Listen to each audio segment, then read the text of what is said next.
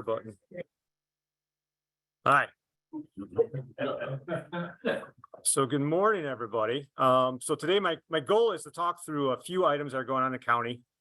Some in the room and online know some of the things that are occurring, and some are pertinent to the economic development group, and some might not necessarily be pertinent to the economic development group that are here, but there's some connections as we start talking ecosystems in the county and how we work on things collaboratively as a group, right? So as we talk about how do we create employment, we also talk about how we take care of those who need help. As we look at how do we preserve farmland, we also talk about where we develop. And those are the kind of things we want to focus in on. So trying to get a broad brushstrokes on some various projects that are going on. We'll take time for questions of folks as well too. And if you want to interrupt in the middle of the conversation, please do so if there's questions as we go forward. So for those online, I have a nice cast on my right foot. So my initial joke always has been is I've realized you can't run and get old, right? So I was running when I was out in DC, kind of tweaked it a little bit. It was an ankle I had injured previously. I thought it was good. Came home, still was working, and a few days later, all of a sudden, just totally snapped. So hopefully by Monday, I'm kind of back to normal. That's the goal. So it's been a fun 6 weeks.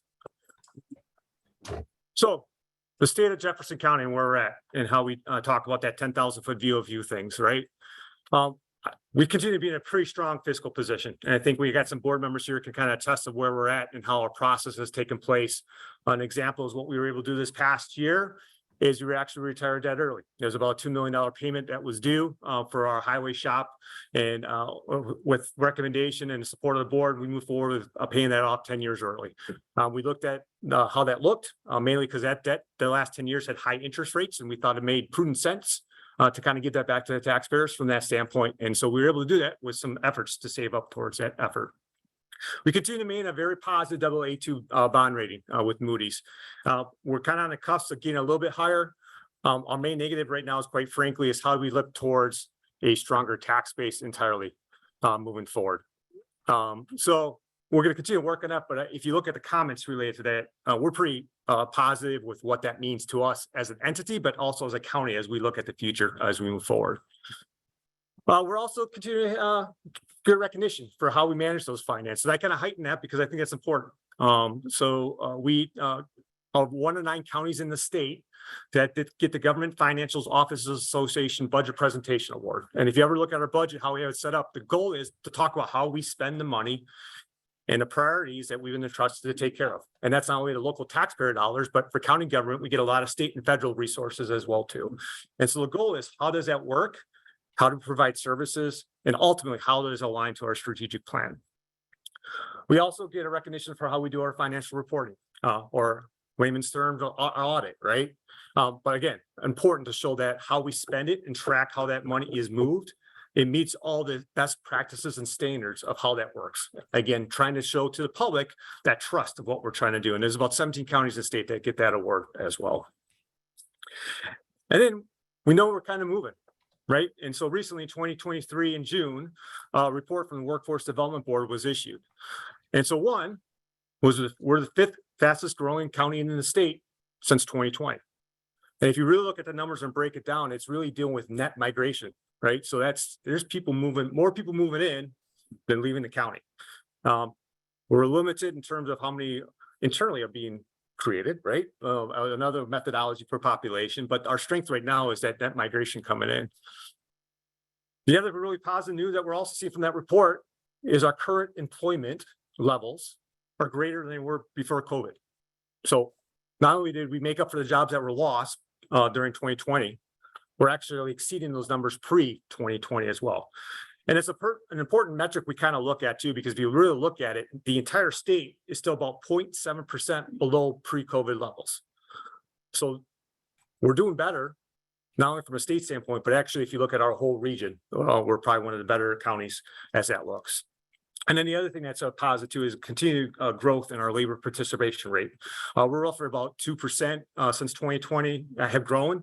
That is one of the higher growth rates of our surrounding counties outside of Dane County. So it's us, Dane, and a little bit of Rock, but the other ones are actually seeing a decrease in labor participation rate. So again, as we look at economic data of where we're at today, those are some nice positive trend reports report, and that report is available too. It's specifically for Jefferson County, so it's a good report to read because it talks about housing, it talks about childcare, talks about transportation efforts and things like that. The other thing we always kind of pay attention to too, especially in counties rural, we're kind of the safety net for many services, right? And our goal is the opportunity for folks to have positive jobs, positive insurance, and those kind of things, right? And we're there to help. We look at what's called ALICE data, and ALICE stands for Asset Limited Constrained Employed. And it's done about every 2 years with the United Way. And so we look to see where we're going. And so the last report was from 2021. And so we're actually seeing a slight decline in our poverty level related to that, but we are seeing a slight increase related to the ALICE part. And that's basically, can you afford to live in the community that you're at? It looks at the housing costs. It's going to look at your transportation costs. How much does a cell phone cost? How much does broadband cost? How much does childcare cost? Right? And how can you afford to live in that area? But that kind of makes sense as we see what has happened with inflation, what's happened in real estate, and in 2023, at the end of the year, there'll probably be another report. So my expectations, if I'm smart, right, is that number is going to go up. And so that's just something we want to concentrate on. If you looked at our housing study that we did a few years ago with UW-Whitewater, we specifically focused on this data set because we talk about the affordability, and that was being talked about before we really started talking about affordability of housing, right? So we can really have that conversation. What does that really mean for the future? Guys, can I stop for a minute? Only because I logged in. We're not advancing the screen. I haven't. Yeah, you have. I haven't moved it yet. Got it. Yeah. It was showing the beginning. Oh, okay. We're good. All right, we're good. Yep. So two other things I'm quick highlight with current states, so kind of data points, and then we'll get into some of the projects that are going on. And I talk about the healthiest communities. And sometimes when I bring this up in presentations about the healthiest communities designation, people just think about hospitals. They think about public health and those kind of things. And in many ways, the Wisconsin Healthy Communities designation, that talks about our partnerships with our health systems and some programs that we're trying to do to be proactive in looking at how we can get good results with the health of our citizens and residents. We're one of 3 counties that actually have the gold level for that award, and we've got 2 times in a row. It just got initiated a few years ago. The other one up there is the U.S. News, and this is one that's much more broad. When you start talking healthiest communities, it's just not about those systems. It is talking about housing. It's talking about our environment. It's talking about public safety. All those factors. There's about 89 metrics that scored over 10, and our top 10 are right there. In 2022, we actually got the designation as one of the healthiest communities, which puts us kind of in that top 10% across the country of rankings with those metric points. So that's a good positive sign of many of the investments being made of not just about health, but talking about infrastructure, talking about how we deal with childcare, housing. Those are all important topics. So just an outside data point we go forward. So on to some of our projects we're working on. So I think every other meeting I go to, we talk about broadband and it comes up, right? And what are we doing and what we have done? And some know what we've been doing and some not so much. And then you'll see it kind of tied to our communications project as well. And there's a reason for that. Our communication project is how we're working our radio system for our first responders out in the county in general, is the best way to describe it. So quick history of broadband in Jefferson County. So in 2018 is really when the county board really said, we got to keep moving this forward, and they approved the Broadband Forward Community Model Ordinance. This is a PSC grant ordinance you look at, and really it's talking about the ease of helping broadband move within your county. So it's talking about how do you permit? What's your fees for permitting? How can you reduce those barriers / red tape to keep things moving forward? In 2019, they actually designated a working group that still exists today, that their focus point is how to deal with broadband across the county and how to improve upon it. And later that year, we also moved forward with a telecommuter forward grant. Ironically, that was just before COVID that we started talking about telecommuting. And then you look at our county in terms of how we work close to the metro areas, why that makes sense for our county. It was a thing just to highlight the partnerships. And then we really began some public service commission grants, specifically partnered with a company called Bertram and a company called Networks. So when we put our grants in, we didn't get the initial round of grants. And the initial round of grants is called fixed wireless technology. We talk about fiber, you talk about cellular, but it's fixed wireless. In essence, you put a big antenna in the air and people try to get your internet that fashion. And in many of the rural areas, that's a quick way to get it out there fast, right? But we did get what was called at that time CARES Act dollars. That was the beginning money from the feds related to the reaction to COVID.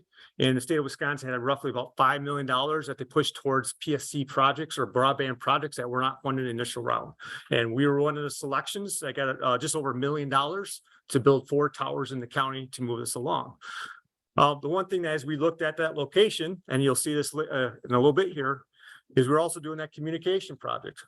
So we tried to build them together in essence, so we could save money from a county standpoint on building those towers using the grant dollars to build those towers. So it saved us roughly $1 million of building new towers for the communication project and partnering with Bertram Communications. And then we applied for a round of fiber in 2021, but did not get those. In 2022, a bigger round of grants went out. We specifically partnered with Bug Tussle, Edge, and Charter on 6 applications. 2 of those grant applications with Bug Tussle and Edge were in the top 10 selections in the state to move forward, and that was specifically for fiber in the ground. We also partnered with Bug Tussle on a conduit debt project to help accelerate how they finance projects and move forward. Buck Tussle had to do some work with their grants, and so we had to pull back on that a little bit, but we're still moving forward with their conduit debt project. And I'm going to show you some maps here in a minute. And then Charter, their grants were not awarded. So we got a lot of digging going around the county if you looked right now. Specifically, Bug Tussle and Edge are getting ready to start. If you went to our highway shop, you see a lot of green conduit sitting in the back in the yard. That's for about 180 plus miles of fiber throughout the county. Edge is going to start building from the south. Coming up, and then TDS, if you're in a couple of our communities, they're doing a lot of beginning build outs right now or planning for it. So it did a lot in Jefferson. They're doing some in Watertown. I think they're getting ready to go to Lake Mills and a few other spots throughout the county. So again, the opportunities to keep moving.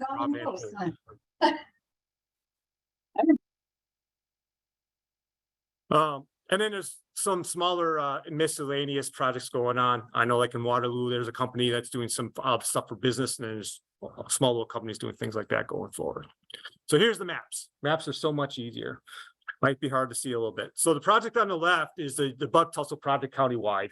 And kind of where you see those purple runs are primarily where the main fiber runs are being done, middle mile, dark fiber, and then they'll build off to the homes from those standpoints. You'll kind of see that area around Fort Atkinson down to the southwest has to be carved out of that. And there's a reason for that, because if you look at the map to the right, that's the area that Edge broadband is building out in. And so as we looking at the changes to the Bug Tussle grant program, knowing that we already had dollars going in there for broadband, they took that section up because Edge is going to build in that area as well.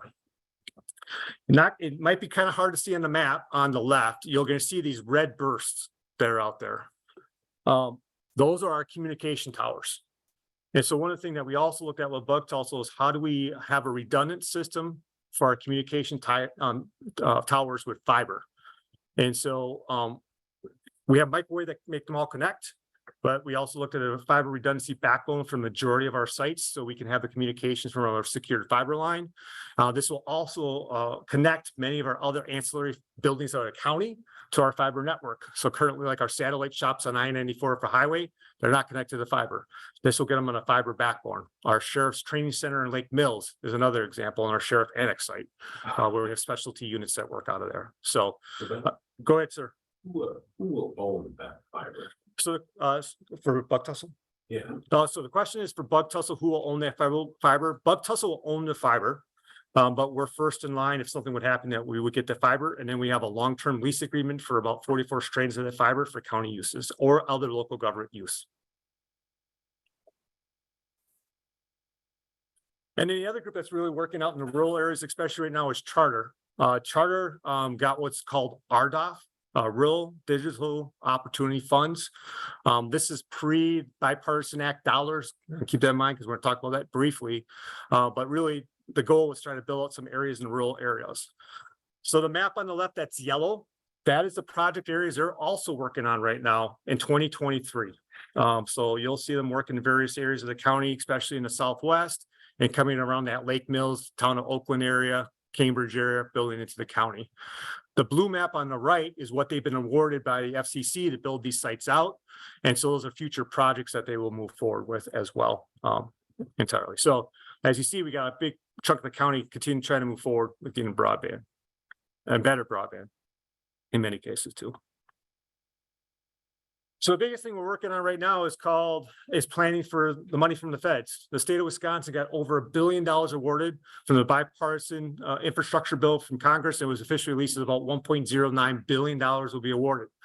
And so what is occurring right now in each county level, working with the state, is planning activities. And specifically, it's called BEAD, or the Broadband Equity Access and Deployment. And so what a lot of has been going on is how do we work from a county's perspective to build an overall state plan that will ultimately determine how funds are distributed among the state related to that $1 billion.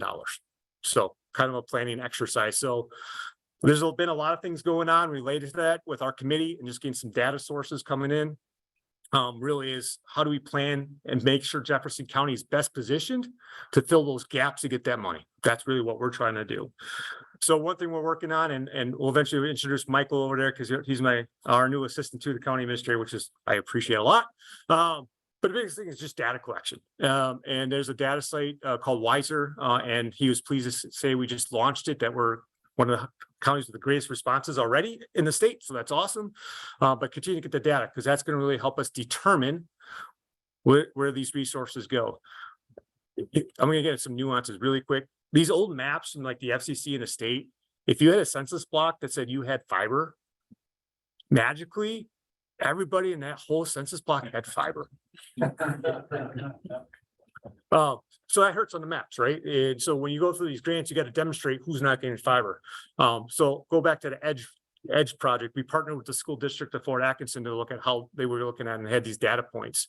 And we're working on putting this grant together, and it was like in February. And all of a sudden the guy from Fort Atkinson goes, "Wow, we fixed this overnight because the maps changed." And all of a sudden that it showed as areas in Jefferson County, in that area were underserved, magically were perfect because the maps changed, right?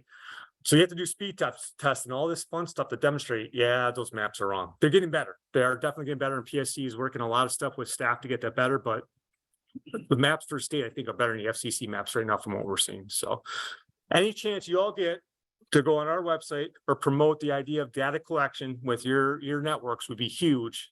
And we can get some more links out on it well, but just to really help us out. Michael went to the Towns Association meeting the other night, and they're very interested in helping us out on that to really try to get this out there, because obviously the rural areas are hurting, but many of our communities, I know we did a test when we did tests with our supervisors for speed. One part of Fort Atkinson had these great speeds, and this other side was slow as nail. Same with Watertown, right? Just depends on where you're at and what service you have. So. And these next few slides is really, I'm not going to talk too much about it, but it's really what we're trying to do as a county as part of this. We're partnering with MadRep, who's overseeing this, but really we had to develop more of a formal mission and vision statement and goals of what we're trying to do. And our analysis, and basically our needs are, we need to do a gap analysis, and we need a way to keep the information current, because as quickly as we're updating data, new service providers are coming to our county. So just trying to educate ourselves, but also our residents of what is available is going to be important. And we just got to find a way to get that data together.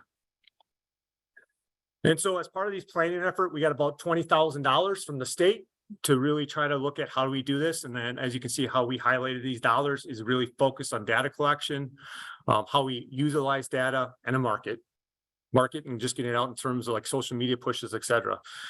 So it's always the fun thing. We start talking data collection when you're trying to capture data from people who don't have internet, right? So it's always that conversation piece. How do you get data from people who are at home and they can't get on the website? They want you to put to say, I don't have data. So we're trying to work through ways.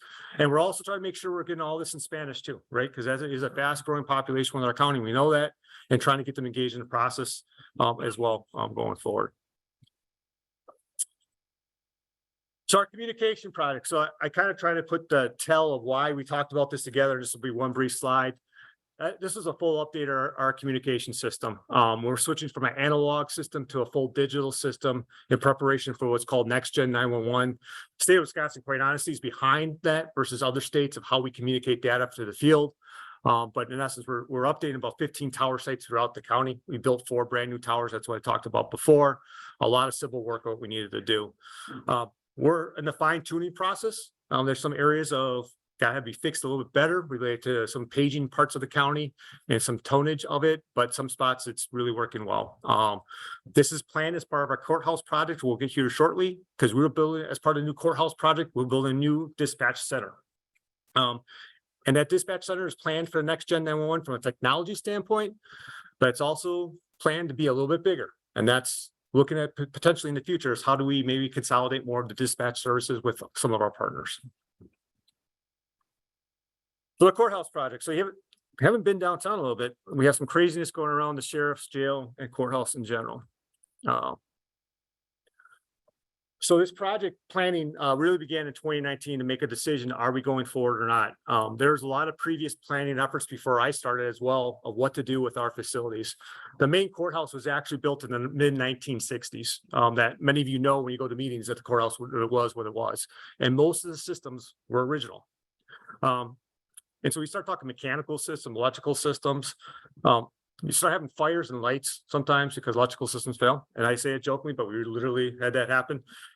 Mechanical systems, you start talking HVAC was all pneumatic. So starting to try to get parts that exist, plus people who are trained to deal with some of those systems was always going to be more challenge, right? And they just weren't really efficient in general, right? So there's some of those decision points we were getting to.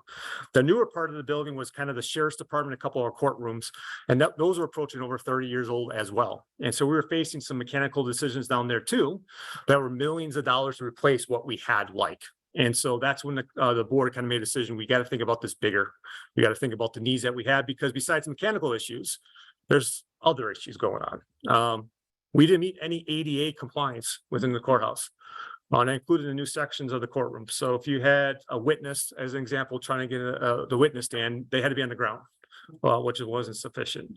If we have a judge who needed accommodations, if you went behind the scenes of our courtrooms, we didn't have a way to get them up to their bench. And that's a safety and security issue in many fronts going forward. And quite honestly, the expectation is we do what we say others to do, right? So making sure it's accommodative for all people, and we really didn't have that in place. We didn't meet some of the Supreme Court rules related to how courts should be formed that were subsequent to the 1990s. I'm going to kind of show you some of the things that we did, but in essence, we're moving to having 4 different courtroom types. And a good chunk of the older section of the courthouse didn't have sprinklers. We didn't have fire alarm systems. We didn't have any of that stuff. So trying to modernize what that looks like. But there was also a lot of operational considerations. Some of it was we had offices hodgepodge all around. And so what we want to try to look at is kind of consolidate like departments together, both in terms of location, but sharing office space areas so they could collaborate more together, but also have not as many lobby spaces. You'd have someone maybe coming in for something with a land issue. They have to go upstairs to the zoning department, and they got to come back down to the land department, and they got to go over to the treasurer's office. They got to go back up to the zoning office. What we're trying to do is put that service space in one spot, so the resident, the business owner, whoever's coming in can get that service, but then also at the same time, all staff can just come up and talk to the person at once or go in a meeting room. And that's what we're trying to do with that for the future. That also includes GIS. In 1960s, we didn't really have GIS yet, right? So what we try to do, we actually have an office for a collaboration purpose for a GIS team. And that's quite honestly with a lot of our communities, that's what they're asking more for as well as GIS for the future. Our jail has some specific needs as well. We were limited in terms of some of our cell space. We have a pod system for the general population, but we have cells that we use. And primarily we've been using them for individuals who have mental health concerns or other medical concerns, in many cases, issues related to substance abuse. And we began to run out of space on that front. Pod space, we still had some capacity. And so we transitioned what were some old vacant visiting booths to additional pod space. So we have a safe way to assist the sheriff and our fiduciary responsibilities, those folks to care for them, because we're seeing a higher population growth related to that as well. We also want to make sure we have a better medical setup. We have a responsibility to provide medical care, and we contracted out. We have doctors, we have nurses who work in there. And the setup was not as clean as we'd like it to be, just to make it more safer environment, not only for the inmates, but for our staff who do that work, and also limit liability for us as well. And the other thing is we're adding an outdoor space. As we look at some of the things that we're seeing from the DOC request, also we may have federal prisoners. They do like to have that outdoor space so they can get some time outside, and it helps with some of the angst in the jail too, that you have that opportunity. You would never know where the outdoor space is if you look at the courthouse right now, because it's built, it's secure, but they'll get a chance to get outside and get some fresh air as well. And the other thing was just technology and AV needs. Again, 1965, 1966, we didn't have Cat 6 cable, and the growing demands for audiovisual expression on courts is growing. A lot of it's because of remote attendance from various sites. A lot of times when we do mental health, Chapter 51s are called, involuntary commitments, they have to have a court proceeding in certain time periods. We do not like to bring those folks to the courtroom. It is not good for that individual to come from a hospital setting to a secure environment. And the other thing is that's law enforcement time on the road, right? That's a challenge that we have with not only the sheriff's department, many of our local law enforcement are trying to find ways. The other thing is we have a staffing shortage across the board. I think everyone knows that, right? So one area that's interesting that's happening right now is court reporters. And so when I have a DAR system, that's actually a system for remote court reporting, or almost beginning phases, almost like an AI system as well too. So the audiovisual needs to kind of start talking with those systems to make it more a proper record is created. So in total, we're adding about 36,000 square feet. We're renovating about 105,000 square feet. And it's a mix of funding to pay for this. So it's debt, some American Rescue Plan Act dollars, and some cash that has been reserved over time for this project. So our first phase is almost done. We're planning to move back. And we start in September 2022. Hopefully beginning of October 23, we're back in. And that's really, most of you, that's the parts most of the folks know who've been to the courthouse, is where the meeting rooms are and those kind of things, and where my office is located.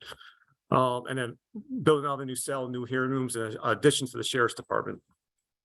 Our next phase, that's a 1-year phase, is a total renovation of the sheriff's department with their office space and some of those other jail parts outside the jail cell area. So that'll be about a year renovation. And then the courtrooms are going to go 6-month intervals. So starting this fall till April of next year, the first floor courtrooms will be renovated. And then spring of next year to fall of next year, our upstairs courtrooms will be renovated along with the veteran service space. So here's some quick pictures, because people always like pictures, but you can go see the real thing right now if you want to. So here's just some conceptual frameworks of it. So this is if you're sitting on a main street, this is actually primarily an addition for the courtrooms, court facilities, including the quicker courts, register and probate, and some of our commissioner space. And upstairs is where our district attorneys and child support offices would be. This is a law enforcement edition that's out there already. On the first floor will be our emergency management department. We'll have an emergency operations center down there. Jail staff locker rooms will also be down there. And then on the layer that kind of has the smaller windows will be our new dispatch center. And then to the left of that with the bigger windows will be our patrol division, will be headquartered out of there. And then the top screen is for all our mechanical systems. This is by the statute. So this is really for the general administration offices, will be located there. And this is just kind of the aerial view of how it all looks together right now. Again, that's that addition on Main Street. We are having kind of like a little green roof as part of this that can have some access for people getting outside as well. And this is kind of what some of the new rooms look like. This is what the county boardroom will look like when complete. The intention of this room is really be multi-functional, not just for county board. We're also making so it can be a backup hearing room in case it's needed. So we have certain computer lines being run up there as well too. So I talked briefly about us not meeting all the Supreme Court rules. So there's a rule that you must have a ceremonial / large jury room. I think it's gonna be almost like 2,000 square feet, and all our courtrooms right now about 1,500 square feet. So this is one of our old courtrooms, and we're literally blowing out a wall to make it to meet that requirement.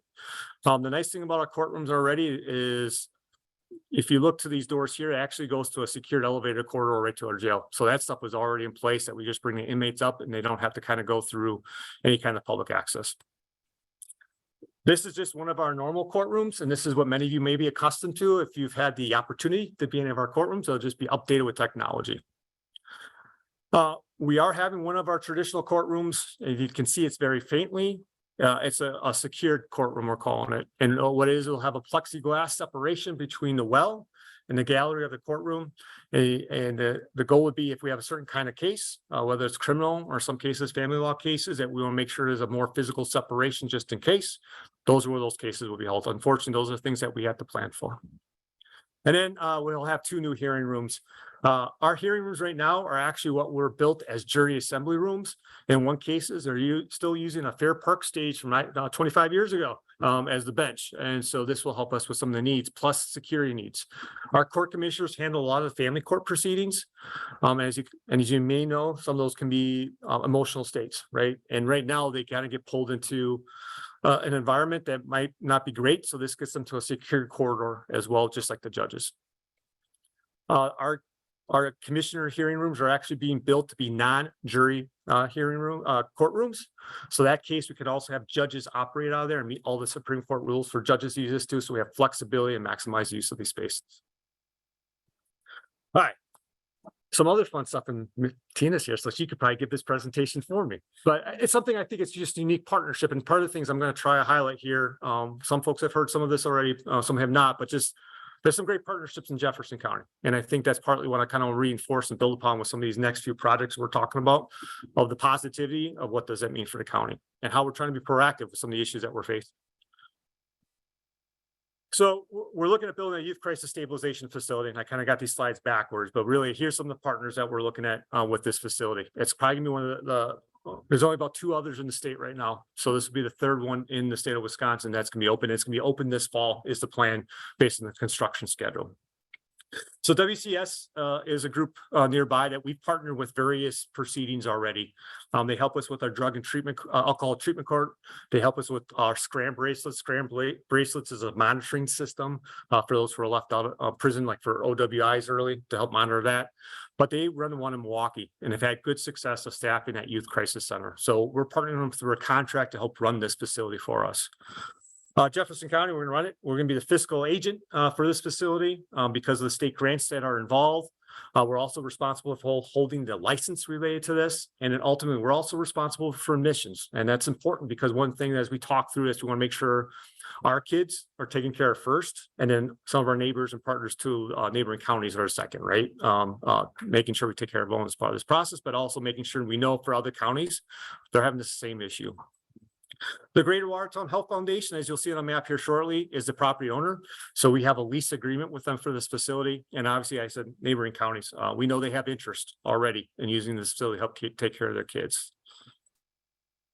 So this is kind of a site plan map. The picture on the right, I just borrowed this from a presentation we did previously, is what is known as the collective. And we'll talk about that here in a little bit, but that's the old Bethesda operational headquarters, and the foundation has bought it to make a unique partnerships among many organizations, including the YMCA. We're part of that, Jefferson Head Start, and some other organizations. So it's a pretty cool investment.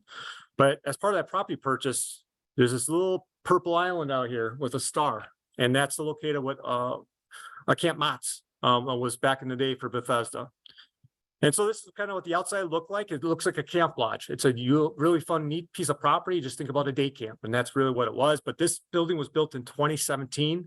And as Tina took us on a tour, she asked our team, what ideas do you all have? And Kathy Colley, who was our human services director at the time, said, we need something like this. And I'm going to show you numbers why we need to talk about why we need something like this. But really, this is kind of what the future is going to look like. They'll have bedrooms. We have places for care. We have spaces for community environment, and really try to do the best we can to have the best outcome for these kids to get them through what they're working on. You can mention this is a short-term residential facility. Really focused on kids 10 to 17 years old.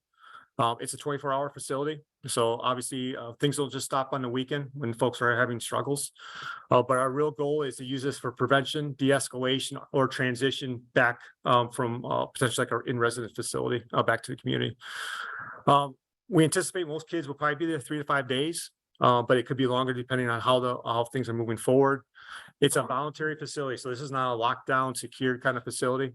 Folks are going there because they want the help going forward. And then obviously from a licensing standpoint, some pretty strict staffing requirements. So one staff to every 3 kiddos.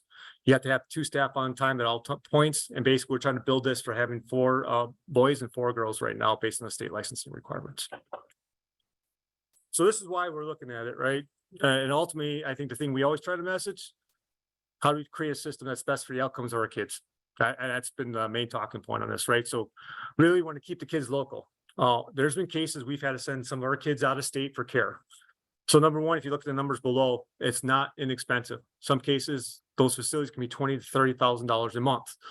We had one case that cost about $144,000 as an example. And that's basically levy dollars. So that's number one. I mean, that's part of its cost. But the other thing is this, you go out of state, where's your support environment? Your family's not close, your friend network is not close, maybe other folks in your life are not close. And we're hoping this will help with that process to make sure that improves those outcomes. But it's also continuity of care, having a facility that can work with local establishments of how that process takes place from a transition, trying to limit the use of lockdown facilities. There's facilities we can send kids to. They're not great facilities. And so trying to find out the best outcomes for those kids too.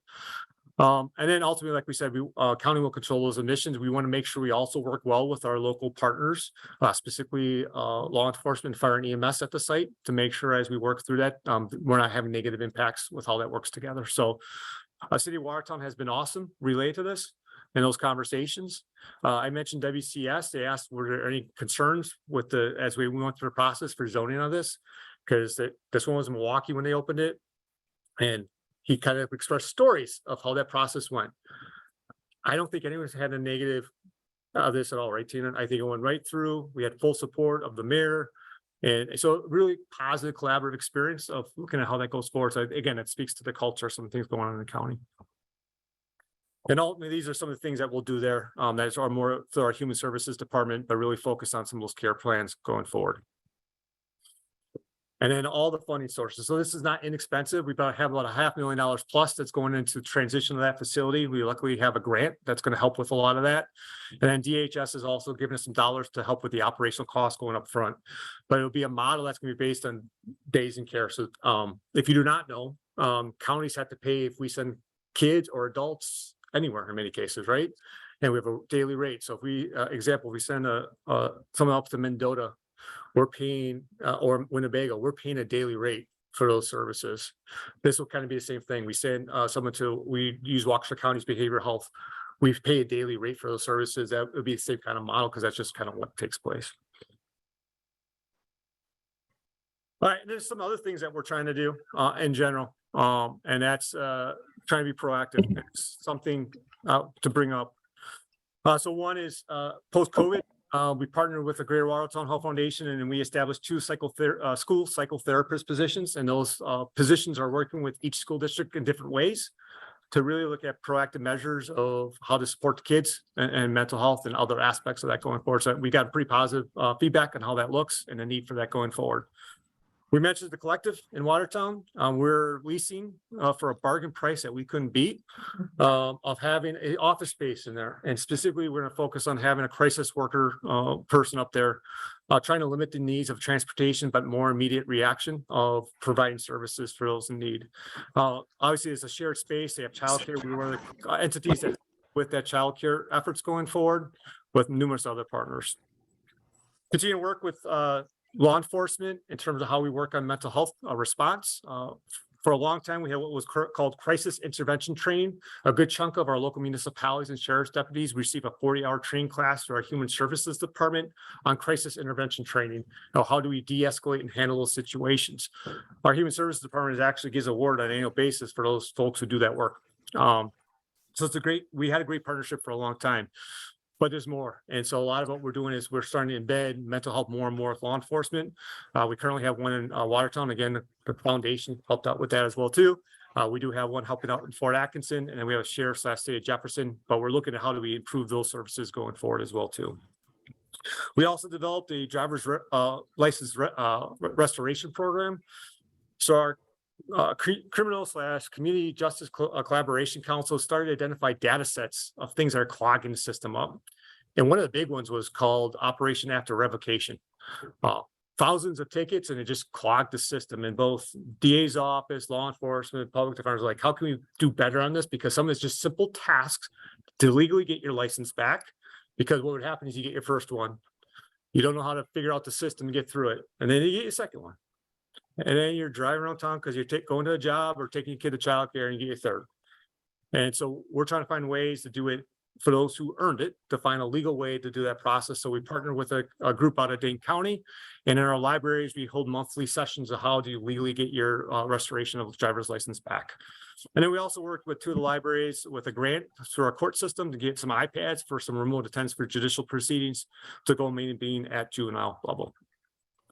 Okay. Opioid litigation settlement. I get asked this question more and more because people see millions of dollars. And so they ask, what are we doing? And so here's briefly what we're trying to do and where the dollars are planning or what our planning process will be.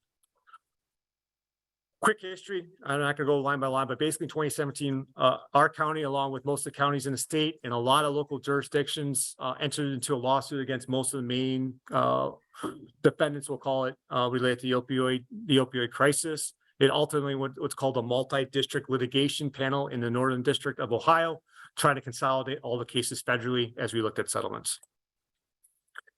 In 2021, Wisconsin was actually a leader in this in terms of how those settlements would take place in anticipation of settlements. This was a learning lesson from the tobacco settlements. I would guess how much tobacco settlement money actually went towards tobacco issues, or how much of it probably went to general purpose revenue with the state.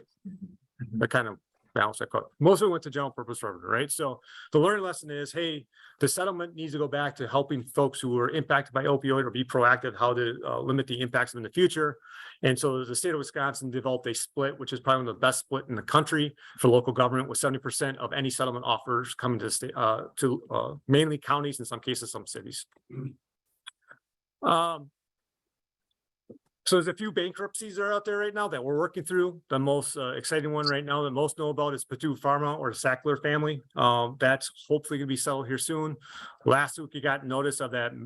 The second one, I'm even try to pronounce it. We got almost $20,000 from that bankruptcy, but we're waiting to see some finalization of the bankruptcies, because it's a little more complex from a settlement standpoint, because I got to work through the bankruptcy court plus the trust accounts with the MDL.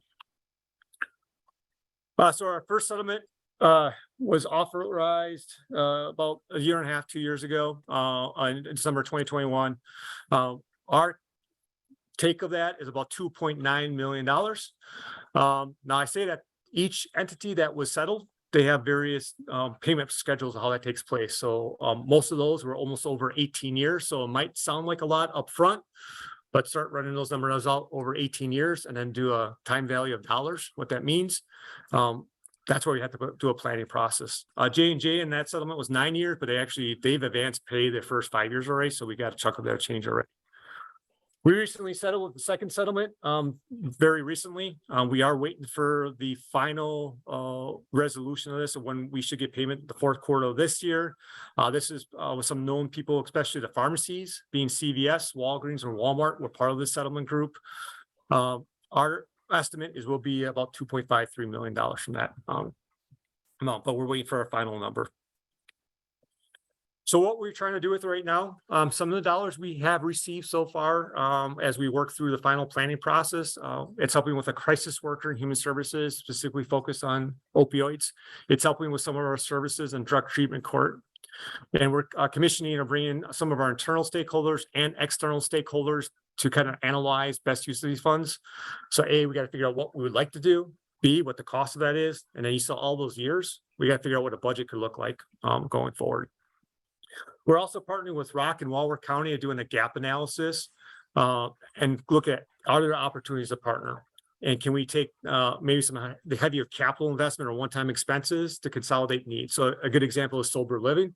Can we look at maybe a consolidated site with the other counties as a partnership? So this gap analysis will look at some of those things so we can best utilize these funds in the best use going forward. So our estimate right now for those first two settlements is about $5.22 million will be coming into the county over the next 18 years, with more of that money upfront in the first 10 years. And then it'll continue to move forward as we look at those bankruptcies specifically. And there's still a third group that's involved in settlements right now too. I briefly want to touch base on our Rock River Community Clinic and the partnerships with this. And partially is because I want to talk to some of the employers and some of the stakeholders of the group, because as we go through this process of where we're at, we need some support too. And partly is because some of the employees are using this facility. So historically, the county had 3 clinics that served our uninsured or underinsured folks within the county. One was in Watertown, one was in Jefferson, and our dental clinic was in Fort Atkinson. In 2019, as we looked at the model, especially with the Affordable Care Act coming on board, is what is a sustainable model to provide those services. And so those entities all merged to one single entity, which eventually became the Rock River Community Clinic to provide those services.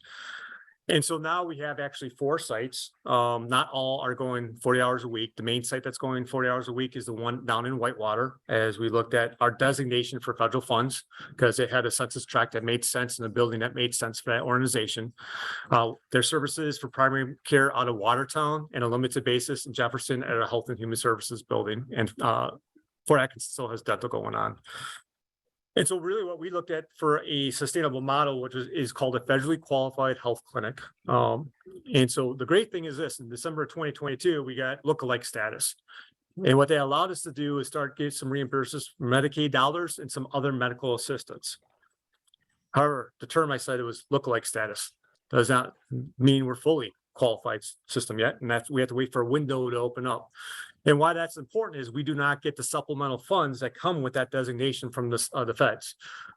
As the clinic executive director has noted, the lowest amount of supplemental funds most FQHC gets about $1.3 million. So it's not a small amount of money. So it's a huge kind of delta we got to work through. We also realize our population of care is growing dramatically. We actually exceed 2 FQHCs in the state in terms of population we serve already, and it's growing every day. And so what we're trying to do is how do we can work with some of our employers to make sure if their folks are using the system and if they're eligible for Medicaid, we get them enrolled. We're doing some problem solving in it because that's how we can get reimbursed for that. Or in many cases, we have a bridge period, we're calling it a bridge period between lookalike status to hopefully when we get that full designation and potentially how do we fill that gap for the next optimistically 12 to 18 months, but we'll see what the feds decide to do. So if you would like more information, the executive director would love to have an opportunity to talk to you about what we're trying to do. But ultimately, this is for our uninsured and underinsured. We definitely have a lot of our Latino population is really using it. We have all bilingual staff in general. Actually, the clinic does, but we're partners with them. A lot of our agriculture producers, we see in manufacturing, a lot of those folks are utilizing these facilities. So the more encouragement to be partners with this, to provide proactive care is wonderful. The dental clinic is great. We get a lot of support from the dental school in Marquette. We have 2 surgeons that come out to do services. If we had more space, quite frankly, they could take more patients. That clinic is the only clinic in the county for dental that takes Medicaid assistance. So you think about what that patient volume might be, it's an important service going forward. All right, almost towards the end here. So strategic plan, we're in the midst of doing our strategic plan. And this is kind of what we develop as our planning cycle for Jefferson County. Every 10 years, every local government has to do what's called a comp plan to look at the next 10 to 20 years. What we're doing now is our strategic plan to take that 10-year plan to make it 3 to 5 year actionable steps going forward. And then what we do is we continue on the process. How we align it with our budget from a long-term basis for priorities. Then our annual budget process, and just do continual analysis. So this comes out of our implementation strategy. You see a lot of big numbers. So there's a lot of things we're supposed to get done overnight. So that's the purpose of the strategic plan. How do we prioritize all those items to make it work coming from that implementation strategy? And so ultimately, there's a lot of work that went into that comprehensive plan. So a lot of that data was used as a baseline to move this forward. And we did a lot of surveys during that process. We had focus group meetings, we had regional meetings, a lot of interviews. So it gave a great baseline how to develop that going forward. So our planning process for the strategic plan right now is using that old data, right? Let's not start over again. Let's use what we have. If we find something that's coming emerging that's different, that probably means we need to go change that original plan then too, right? Because that's also a legal requirement. And so good thing is from what we're feeling right now, we seem to be aligned. Now we just got to get some of this stuff done. We've done a lot of interviews. Over 40 interviews took place with board members, other municipal elected officials, appointed officials, town representatives, business leaders, ag representatives, education reps, nonprofit reps, really get an idea what's going on. Last week, we had focus groups. We had a pretty good attendance for all various focus groups. We did internal staff surveys. So we're looking at this as an opportunity to really get a sense of where our staff is at. We got about 600 people doing about 220 different jobs. So trying to figure out how we do a better job also as an employer as they engage the strategic planning process was important to us as well. And so next week, we actually are going to be doing a board/department head retreat to really start to put the nitty-gritty together from all that input to develop the plan. And then department heads are going to start an implementation plan here very soon. So the next quick 2 slides are kind of a very rough draft of the key themes that came from the interviews. And I'm going to put a caution here. A, it's draft. B, it's one input. So this is from just the interviews. There's a lot of other data input, but I don't think any of the themes that are going to come up are going to surprise most of you in this room of where they're seeing things. So housing, I think that shocked probably everyone in this room that people talked about housing, right? So housing at every level. Almost everyone expressed a concern, which doesn't surprise us, right? So housing stock availability at all levels, affordability, especially at that early, how do we get young families here? How to get the young professionals, the affordability at the early entry point, and really the concern of how does it impact as we retain and attract employers of the future. So I think most in this room, we've talked a lot about that. Land use, and this is, as you'll see in a little bit as we look ahead, is that magic balance of the two. I think most folks realize our location, we're gonna have some growth. It's coming. And there's also the need for that from a tax-based standpoint, and quality of life to some, not all. But the goal is keep it in those urban service areas, along those transportation corridors with the communities where the infrastructure is in place, the services are in place already. And really that provides those opportunity to preserve farmland and other open space out in the community and kind of keep that rural characteristic, because that still comes up too, right? That's definitely a value of the county. So trying to balance those two of that balanced growth and those services needs and how we have economic prosperity, but also that quality of life and those other value statements. Transportation, that came up as well. Some highlights in terms of just good connections and availability, good maintenance. Good transportation corridors for economic development, I-94 and 26 as an example are highlighted. But ultimately some concerns of how do we make things work for folks who maybe don't have cars. As we look at shared ride services, and that came up in a local government group recently too, and desire for a countywide system. Economic development came up quite a bit as well. A lot of it was desire that we invest in it ongoing. It was mentioned multiple times. Talk about the ecosystems, right? So economic development is not just Deb and the team, but it's also some of those quality of life things and some of the municipalities doing what they're doing. It's building a place that you want to have gathering places, it's bike trails, it's all that other fun stuff too, to bring things forward. But also goal of diversity of new industry, really focused on how can we get maybe some higher paying jobs. There's a comment about limiting the attraction of more heavy agriculture process. I have to get from the facilitators what they mean by that, but it was just an interesting comment that kind of jumped out. Continue promotion of our location and quality of life items,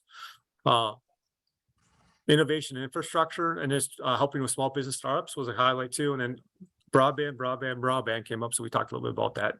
And the last item was intergovernmental cooperation, with some of the key items being GIS, EMS, fire protection, emergency dispatch, and just some ideas of how can we work more together entirely. So that was there. So here's kind of the remaining schedule. I kind of talked through a lot of this already. August 8th, we did a delivery of a draft report to the board, staff, and the public. And then we'll have about a 2-month period for folks to kind of give other feedback related to that with the goal of approving in October. Staff's going to start talking about implementation, and we're also going to tie this more to our budget process and our evaluation system and other metrics. And then on November to February, staff's going to start with that priority-based budgeting system all over again, recosting programs and priorities from the programs. The other thing we want to pull out of this is branding. We want to kind of really use this as a time to reimagine Jefferson County based on these value statements and potentially change what that brand might be for Jefferson County, or in some cases, what stays the same. All right, so housing, building off of that, a couple quick things. Most of you could probably recite some of these programs that are going on right now, but just kind of some reminders that we're doing. So obviously we have the Heartland Housing Initiative that helped with local planning grants. That was a partnership among the foundation, the state, and the counties. We're moving towards HUD certification for counseling beyond what we had before. It's not just first home tile buyer programs. We're also talking about how do we prevent foreclosures and those kind of things too. The Live Local Development Fund, which we've been talking a lot about, and we'll be launching here in a few weeks. Get ready to go. Habitat for Humanity. I think we kind of talked about this. Is Melissa here? She's right there, right? That's what I thought. So Melissa is here. She's the CEO of the Waukesha County Habitat for Humanity. But what we're excited is it looks like they come our direction a little bit and join forces to become a kind of a Waukesha Jefferson County Habitat for Humanity program. So we're really excited because that's going to bring on another asset to our community and really build that coalition. So thank you for coming today, Melissa. Staff, the county has looked at some ways to invest in staff to help with the housing items going on. Obviously, we got Deb, the new Deb, not the, a community development position. No. Yeah, old Deb, right? I'm gonna, you only see complaint filed against me now. I better call corporation counsel now. But we changed that position. I think most of you know, from a business development position to community development with the need for housing conversation. We also brought in Phil as a LTE position to really focus on the financial aspects as a tech to help through the next few 18 months as we really look at the revolving loan fund specifically and partnerships with banks. And then Michael over there is my assistant too. Romo kind of one thing is he's going to help with some of the legislative assistant. He has some he worked in the Capitol for most of his career, but he was a part of that, and he's going to help with the strategic plan, but really helping us understand those bills and how we can build the capital debt. And the other thing is we're a landowner. Our old highway shop is going to hopefully get developed here soon. We're partnering with a company called Vertus Development. And we're hoping if as that moves forward and hopefully towards final approval, about 300 to 400 units / mixed use will be built on that site right along the river. So we're looking forward to how that moves forward. The interurban trail, David's there, so he sees it every day because he's a neighbor of the interurban. But this is a long-term. He gives me well, he wants a beer, but a bill every so often related to that. So the interurban trail is from Watertown to Oconomowoc. It's been on the books for decades, but the great thing is just the last 5+ years, it's getting action. And the first 2 phases actually have been completed from Watertown to County Highway F in Exonia. A lot of partners funded that. We got a lot of grants. Foundation helps across the board. We got TAP grants, etc. So we're pretty excited. So that's a trail that looks close to David's house in the upper right. And then the lower is the ribbon cutting. And I just kind of want to highlight that because City of Watertown was a big push with their trailhead, but also there's 2 folks in there that played predominant in that. That was Mayor David and Augie Teets. Augie was on the county board and a council member. I'm glad we got this done. They passed away with both of them last year, and just they were a big community leader, supporter, but this is one of their biggest things. And so we got Augie on a special bike so he could go down that trail to see it done. So he was a big advocate. So the great thing is this, phase 3, the end is in sight. And the end of sight is going from County Highway F down to Oconomowoc in Roosevelt Park area there. So we did get 2 grants already towards that phase 3. We're working on the engineering right now. So about 2 weeks ago, we got notified. We got a $1.4 million TAP grant. That's a transportation aid grant. We reserved some of the matching funds. Now, obviously in this bidding environment, we kind of got to see what that actually means. We also got about a $249,000 stewardship grant for the bridge, because there's one more river crossing we have to do in this phase. So you guys are going to ask why it's 249, maybe it's not 250. There's a magic number with the Joint Finance Committee, what's called a passive review process. So if it's 250 or more, it goes through that process. 249, it doesn't. So we're trying to be smart about it. And if you can figure out the history behind that for multiple projects across the state. The Oconomowoc Rotary continues to be a big supporter. They just gave us another check for $17,000 a few weeks ago. We continue to build on that. But we also been talking to Waukesha County, Oconomowoc, because a portion of this phase goes into that area. They've gotten what's called a CMAQ grant, or Congestion Mitigation Air Quality Grant, to build from Roosevelt Park to the county line. So I know County Executive Farrell has already talked about wanting a gold spike at the line for ribbon cutting. So we're both hoping that between the project alignment with the state DOT and those resources, that we're hoping 2025, 2026 is when we see that 3rd phase done. And then the other thing is we got to just keep looking at other issues. We knew it was going to be popular, but it's been pretty popular. And so one is we're probably going to put some trail hour restrictions on as we recommended the board. We have some folks who've discovered public property and have do some activities. So we need to get them off there at night. And the other thing is we have trailhead facilities, but it's a long bike trail. And so you have people parking on the streets or neighbors' houses in some cases. I think Dave can probably charge for parking if you wanted to. So we're going to try to look at opportunities that make sense strategically, have other trailhead facilities throughout to try to be better neighbors and enforce the popularity of this going forward. People always talk about roads as the network, and not too much in it, but this is a big year for Jefferson County. We're doing over 30 miles of roads this year. Part of it, on the Q side, which is the west part of the county, that's our traditional, what we do as our levy. We do $3 to $4 million a year in road construction projects ourselves. And then the part that's orange, we received 2 grants, almost, $3 million from the state by the bipartisan infrastructure law to resurface those roads as well too. So our goal is really, we've gotten the system on a 20-year cycle is our intention. And as you see, what we try to do is a corridor. So it makes natural sense going forward. So that's this year. And if you want to go into our budget book, you can kind of see the 5-year plan. 2024 is going to be focused on County Highway K, so the southern part going forward. And then we're also planning for County Highway D in the future, which might adjust it because we have to replace a bridge and we got federal funds for that going in the future. So a lot more coming ahead, but keep things connected in the county. And there's some other things that are going from strategic plan that has come out with comp plan. Water quality is very important value in the county. So we actually are using some of our ARPA funds to do a county-wide groundwater study. It's a voluntary study, but we highlighted so we could get good samples from across the county to make sure we don't have things going in the groundwater to get a baseline. So we'll have over 900 wells voluntary participate in this program. It's a partnership with UW Stevens Point. And the data is beginning to be analyzed in November of this year. We're actually going to have an open house to talk through what some of those results are to monitor the well. We're also partnering with municipalities. Watertown is one right now to look at stormwater and use of egg practices with the land and water team. So I think that's a couple other communities might be looking at as well for the future. And the last thing is branding. And then if you go on our website, we have a lot of the videos that have been done with Discover Wisconsin that we've started. It's a 3-year project. And one thing that came up time and time again is we don't do well enough about talking about Jefferson County and our location, our communities, and the great things going on. And we got to keep doing that because quite honestly, we can do better than what we're doing right now.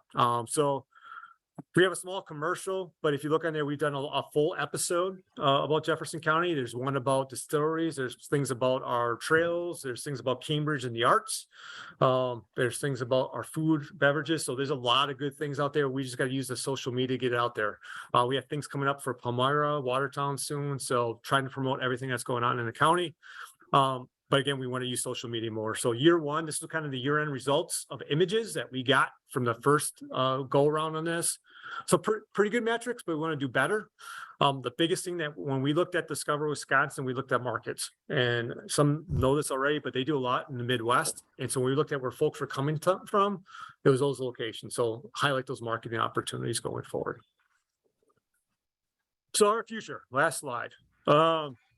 So a couple of things, and you saw a lot of what we're trying to work on, and a lot of it's just implementation of it, right? So one is working with MadRep. We're trying to continue to build those partnerships, and some of you were at our SEDS meeting on the comprehensive economic development strategy, trying to look at the regional aspects of economic development, but also how do we use that to our benefits for grants in the future. Implementation, you guys know what we're trying to do, but really a lot of those tasks that come out of the strategic plan are going to take some time and patient conversations. But they're good things. And in some cases, it's just going to help us evolve and continue to accelerate. I talked about the ecosystem already. How do we balance all those desires and values and growth and providing services? And then continue working on intergovernmental cooperation. So one thing I want to say about that, we had a meeting recently, and one of our facilitators from the strategic plan sat in. And afterwards, we were talking because he does this all over the country. He goes, I go in rooms like that with local governments and they're fighting all the time. That's just what it is. And you guys are having great conversation. You're talking about how to do things together. I mean, there's some different opinions, but there's some good quality things going on and shared desires to go forward. So that's a good thing. County as an employer, like I mentioned, we had top 10 in terms of employees in the county, and we have the same challenges you all have, right? And how do we do a better job at recruiting and retaining? How do we look at how do we adapt and find the skill sets to adapt as things change quicker in the future? And how do we train our own? And how do we train leaders? And we take advantage of a couple of training opportunities, local government institutions. But how do we get more folks engaged in that process going forward?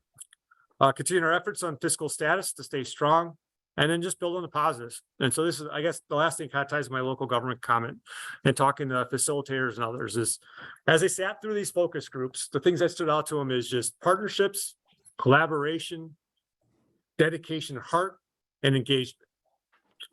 Those are some common values that they saw coming out of small business owners, local government leaders, nonprofit leaders, egg producers, big business leaders, or people who just care about the community, right?